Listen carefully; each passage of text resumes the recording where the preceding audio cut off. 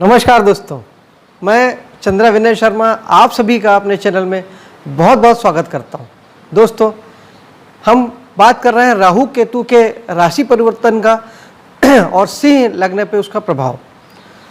सिंह लग्न वालों के लिए राहु केतु का क्या प्रभाव पड़ेगा, ये जानने से पहले थोड़ा सा मैं आपको राहु केतु के बारे में ब्रीफ कर देता हूँ या बता देता हूँ कि बेसिकली राहु और केतु होते क्या हैं।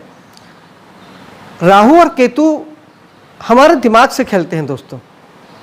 कहीं ना कहीं वो विचार प्रक्रिया को बहुत ज़बरदस्त रूप से प्रभावित करते हैं। राहु भोगी है, केतु योगी है। राहु भविष्य है, सपने हैं, विचार हैं, जबकि केतु वर्तमान है, प्रेजेंट में रहना है और केवल कर्म है। क्योंकि अगर आपको कहानी पता होगा तो विष्णु भगवान ने जब सर काट दिया था तो केवल सर जो है वो राहु के पास है, इसलिए विचार राहु के पास रह गए, सपने राहु के पास रह गए, जबकि केतु के पास सिर्फ काम करने के लिए पैर है। केतु विचार नहीं करता और राहु सिर्फ विचार ही करता रह जाता है। उसके अलावा जितने भी दौड़ाने भगाने वाला काम है, इस संसार जो पूरी माया है वो माया ही राहु है। माया राहु से ही व्याप्त है।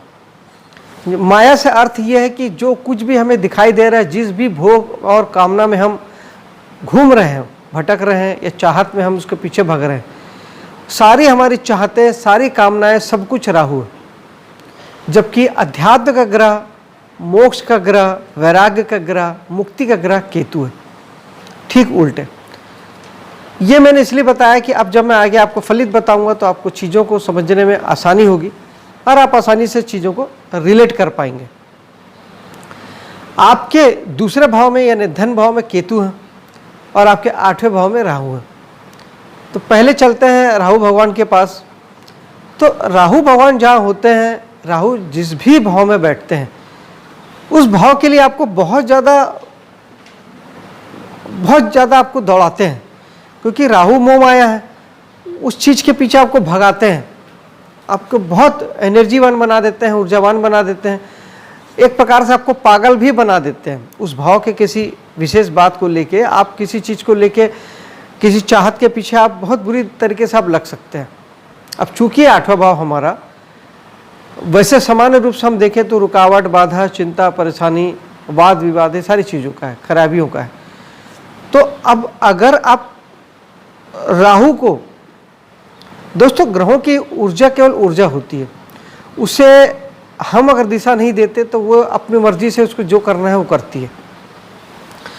राहु तो वहाँ पे आपको भोगी बनाएंगे ही बनाएंगे। राहु तो आपको गलत दिशा में लेके जाएंगे ही जाएंगे, आप करें या न करें, आप चाहें ना चाहें, राहु ने जो करना है वो करेंगे। लेकिन यही चीज़ जब आप स्वयं से, सबसे अच्छा उपाय ये होता है कि जिस भी भाव में चाहे जो भी ग्रह हो, चाहे शनि हो, बुध हो, मंगल हो, राहु केतु कोई भी हो, आप उस ग्रह के स्वभाव को एडाप्ट कर लेते हैं, आप उस ग्रह के जैसा बन जाते हैं, तो फिर वो ग्रह आपको प्रॉब्लम नहीं देते। तो यहाँ पर आपको राहु तो बनना ही है। अब चूंकि भाव 8वां विरोधाभासों का भाव है, कुंडली में सबसे खराब भाव हम गिनते हैं, लेकिन कुछ लोग ऐसे भी होंगे जो 8वें भाव के काम ही करते होंगे। बहुत सारे काम 8वें भाव से किए जाते हैं, जैसे टैक्सेशन डिपार्टमेंट है, इंश्योरेंस सेक्टर है, अकल्ट पूरा साइंस जो है, चाहे न्यूमरोलॉजी का काम हो, चाहे वास्तु का काम हो, एस्ट्रोलॉजी का काम हो, तंत्र मंत्र का काम हो, जितने भी छुपे और रहस्यपूर्ण काम होते हैं वो सब, जितने भी ज़मीन के नीचे से खोज के निकाला जाता है, माइनिंग का काम, वो पूरा, मैन्युफैक्चरिंग का काम यहाँ से होता है। इसके अलावा आपके जितने भी कुछ रहस्य को ढूंढना, आप रहस्य को ढूंढने वाले डिपार्टमेंट है, पुलिस, मिलिट्री, ये सारे लोग जो CID CBI जैसे फर्म होते हैं जो छुपी हुई चीज़ों को निकालते हैं। टैक्सेशन डिपार्टमेंट वाले भी आपके टैक्सों को निकालते हैं, छुपे हुए जो हिडन आपके इनकम है उसको ढूंढते हैं। इस तरीके से 8वां भाव बहुत विस्तृत भाव है, यहाँ के काम भी किए जाते हैं और बहुत सारे काम यहाँ के होते हैं। तो जब अगर आप यहाँ के काम करते हैं तो अगर उस कामों से जुड़ के आप अगर राहु को यूज़ करते हैं तो ये आपके लिए बेनिफिशियल हो जाएगा, बहुत अच्छा हो जाएगा। क्योंकि जब आप स्वयं से यूज़ करते हैं तो आप बेहतर ढंग से उसका यूज़ कर पाते हैं और वो आपके लिए फ़ायदेमंद साबित होता है। जब आप यूज़ नहीं करते तब फिर ग्रह अपने हिसाब से आपको जो भी करते हैं, तब 8वां भाव आपको फिर किसी भी हिसाब से आपको अभाग्य का है, दुर्भाग्य का है, फिर वो राहु आपको ऐसे ऐसे काम कराएंगे जिसमें आप ऑटोमेटिक आपके जीवन जो है वो नर्क बनता चला जाएगा, बर्बाद होता चला जाएगा, और आप अपने हाथ से ऐसे काम करेंगे जो आपके लिए रुकावट, बाधा, चिंता, परेशानी का वजह बने। लेकिन जब आप उसका यूटिलाइज करेंगे, आप उसका यूज़ करेंगे, तो ये चीज़ें नहीं होगी। राहु बनना है आपको 8वें भाव के लिए, आप कोई भी वहाँ की एक चीज़ पकड़ लीजिए और उसके ऊपर अपनी ऊर्जा एनर्जी लगा दीजिए। दूसरा एक चीज़ और भी होता है कि जब 8वें भाव में राहु आते हैं या किसी भी भाव में, तो आप जो पहले से जो काम कर रहे हैं उस पर आपका यकीन नहीं होता, आपको लगता है ये जो काम है ये बेकार है। दूसरों के काम आपको अच्छे लगते हैं, क्योंकि राहु फैलाव है, माया है, भ्रम है, धोखा है, छल है, कपट है, धुआं है, जो नहीं है वो दिखाना राहु है। तो ये राहु आपको भ्रम में उलझाता है, अपना काम आपको पसंद नहीं आएगा, दूसरे के कामों को आप बड़ा एंजॉय करेंगे, देखेंगे हाँ यार इसके काम को कर लेता हूँ, वो काम कर लेता हूँ, ये काम से मेरे को बड़ा अच्छा फ़ायदा होगा, ये आपके साथ हो सकता है। तो इस बात का ध्यान रखेंगे कि जो काम कर रहे हैं उसी में पूरी ऊर्जा लगा दीजिए। राहु अपार ऊर्जा के कारक हैं, अगर आपने वो सारा पागलपन अपने चलते काम में लगा दिया तो आप असामान्य तरक्की हासिल कर सकते हैं। लेकिन आपने अपने काम को बंद कर दिया और आपने दूसरे के काम को देखा, दूसरे के काम को पकड़ा, तो यकीन मानिए कि इस समय में आपने नया काम अगर चॉइस किया तो मान लीजिए कि राहु आपको भटका रहे हैं और आपको भ्रम में उलझा के आपको ना यहाँ का रखेंगे ना वहाँ का रखेंगे। फिर भी अगर 8वें भाव के प्रॉब्लम्स आपको आते हैं तो आप 8वें भाव के लिए उपाय अगर करना चाहें, ज्योतिषी उपाय जिसे हम कहते हैं, तो सूखा नारियल बहते जल में बहाना अच्छा उपाय है। अमावस्या के दिन जरूर बहाएं, महीने में 1 बार। इसके अलावा आप इसे महीने में 2 से 3 बार भी कर सकते हैं। अगर आपके घर के आसपास बहता जल है तो महीने में 4 बार कीजिए, कहीं कोई दिक्कत नहीं है। इसके अलावा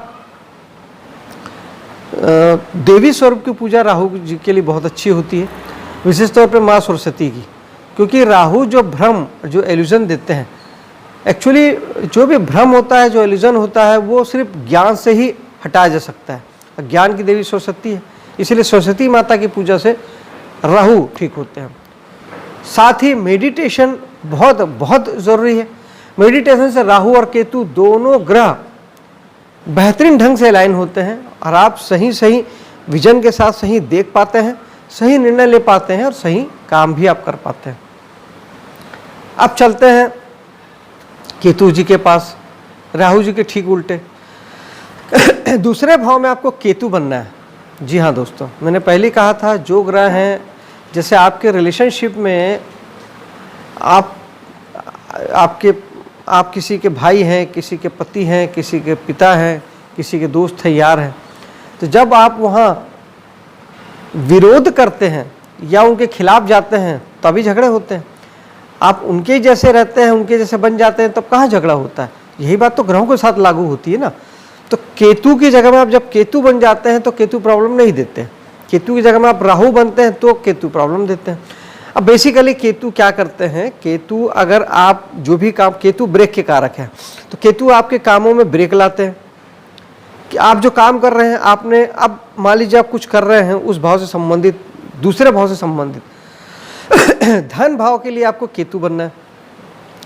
धन कमाने से संबंधित सारे प्रयास हम या कोई भी हर वक्त धन कमाने संबंधित ही करता है।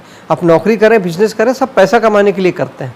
लेकिन अब आपको यहाँ जो पैसा कमाने के लिए जो कर्म करना है वो केवल कर्म करना है।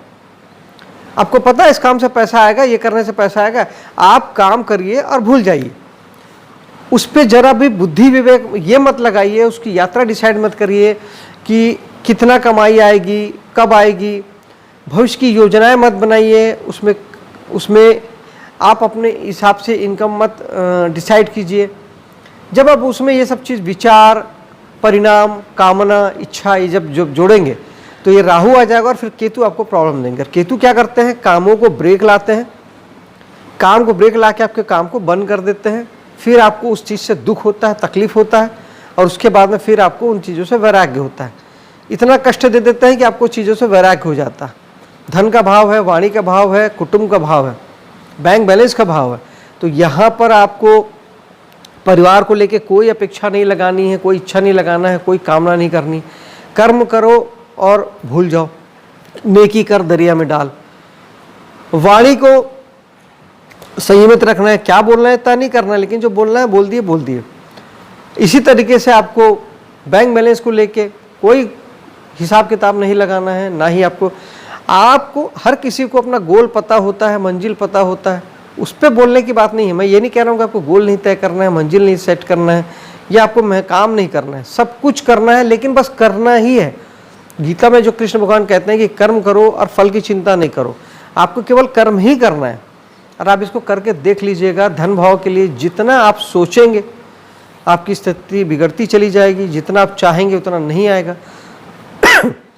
और जितना आप यहाँ के लिए न्यूट्रल हो जाएंगे, तटस्थ हो जाएंगे, सोचने का काम ही बंद कर देंगे, आपकी उम्मीद से ज़्यादा आएगा, मैं आपको यकीन दिलाता हूँ। करके देखिएगा। यहाँ पर केतु बनने का एक अर्थ होता है प्रेजेंट में रहना, केवल कर्म करना, भविष्य की योजनाएं नहीं बनाना।